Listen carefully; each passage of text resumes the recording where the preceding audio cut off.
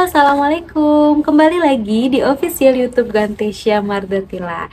Kali ini aku mau membahas tentang kontrasepsi ya. Buat kamu yang ingin menunda kehamilan atau menjarak antara anak pertama dan kedua, bisa menggunakan kontrasepsi. Sebelum itu, aku mau mengingatkan dulu, jangan lupa untuk di-subscribe channelnya supaya akun ini bisa bermanfaat dan berkembang lagi juga bagi banyak orang. Jangan lupa share, like, dan komen ya jika ada kritik dan saran.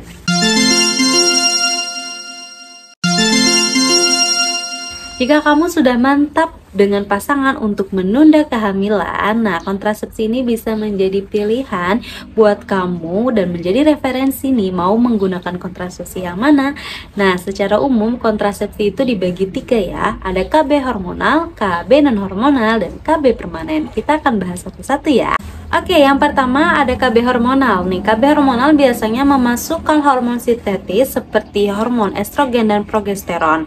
Nah, hormon tersebut masuk ke dalam tubuh dan merubah reaksi kimia sehingga mencegah pelepasan sel telur untuk bertemu sel sperma sehingga tidak bisa dibuahi dengan sel sperma, atau juga bisa memperbanyak lendir di dinding sel rahim ya, di dinding leher rahim sehingga sel sperma juga sulit untuk masuk dan menemui sel telur. Untuk KB hormonal sendiri itu juga ada banyak macamnya. Kita akan bahas satu-satu juga ya.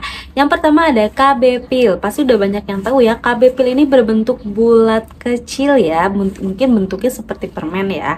Tapi ini isinya hormon. Nah, hormon dari KB pil ini ada yang berisi progesteron, ada yang berisi progesteron dan estrogen. Untuk yang berisi progesteron biasanya untuk ibu menyusui.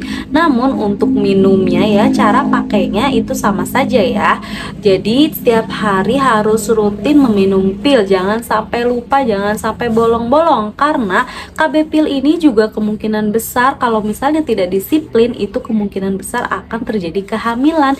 Jadi kunci di KB pil ini harus disiplin dan konsisten dalam meminumnya. Lalu pil juga ada namanya pil kondar atau kontrasepsi darurat. Jika kamu dan pasangan lupa untuk berkontrasepsi tapi telah terjadi hubungan, nah bisa memakai kontrasepsi darurat ini ya. Ada 2 yang isinya, pil darurat isi 1 dan isi 2. Untuk isi 1 biasanya digunakan setelah berhubungan itu 72 jam ya, baru diminum kontrasepsi daruratnya. Dan yang kedua isinya yang pertama itu 72 jam diminum dan yang keduanya 12 jam. Lalu selanjutnya KB hormonal suntik 1 bulan dan 3 bulan. Pasti banyak juga yang udah tahu ya, cuma ini bedanya apa sih? Untuk yang 1 bulan biasanya berisi hormon estrogen dan progesteron, dan untuk yang 3 bulan berisi progesteron. Nah, itu untuk yang 3 bulan biasanya digunakan untuk ibu menyusui.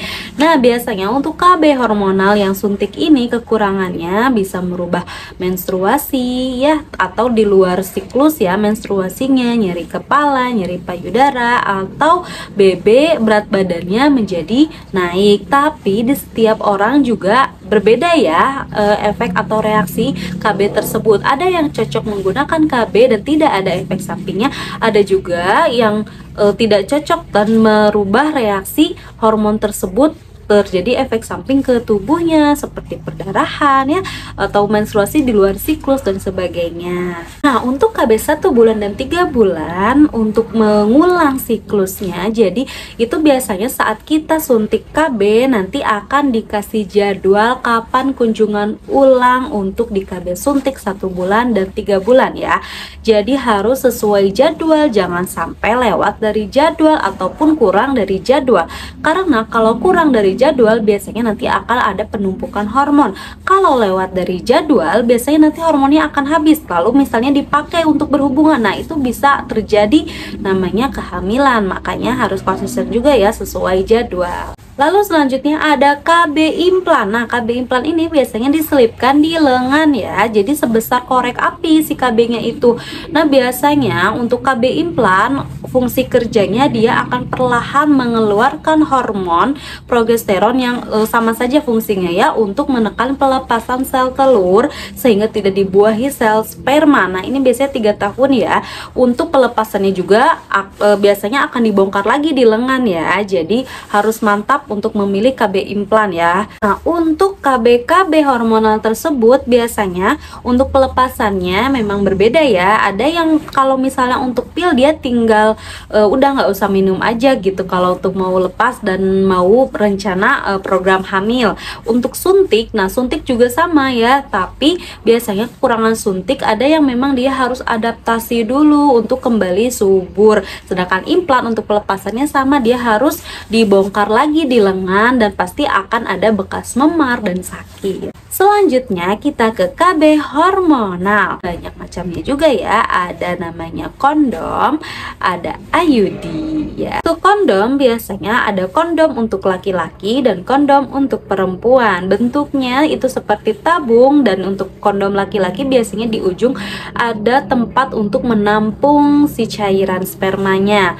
Nah, untuk namanya kondom perempuan biasanya sama bentuknya seperti tabung, tapi di kedua sisinya dia ada gelang karet. Untuk bahan kondom sendiri biasanya terbuat dari lateks. 95% dinilai praktis untuk mencegah kehamilan, namun kekurangannya bisa terjadi kebocoran ya. Kondom ini juga mencegah namanya penyakit menular seksual. Untuk KB non hormonal IUD ini biasanya berbentuk T dan dilapisi tembaga. Biasanya lama KB ini itu sekitar 5-10 tahun. Yang terakhir ada KB permanen. KB permanen ini untuk pasangan yang memang sudah mantap tidak ingin memiliki keturunan lagi ya, karena melewati proses operasi ya. Dan ada 2 KB permanen. Yang pertama ada tubektomi. Tubektomi ini biasanya terjadi pada perempuan ya, wanita. Jadi si saluran tuba falopinya itu diikat atau ditutup sehingga sel sperma tidak menemui sel telur, dan biasanya dilakukan saat pada operasi sesar atau misalnya dia memang dibuka perutnya, jadi ada pembedahan gitu ya, karena dia akan menutup tuba falopi, jadi harus ada pembedahan seperti di operasi sesar. Untuk yang kedua itu KB permanen vasektomi yang dilakukan pada pria. Jadi ini penutupan pada saluran sel sperma, sehingga jadi saat ejakulasi si sel sperma itu tidak tercampur dengan air mani, jadi yang keluar hanya air maninya saja karena si saluran sel sperma ini ditutup. Oke, segitu dulu pembahasan dari kontrasepsi. Jika ada pertanyaan, saran, dan kritik, boleh di komentar ya. Jangan lupa subscribe supaya akun ini lebih berkembang. Sampai jumpa di pembahasan selanjutnya. Terima kasih yang sudah menonton.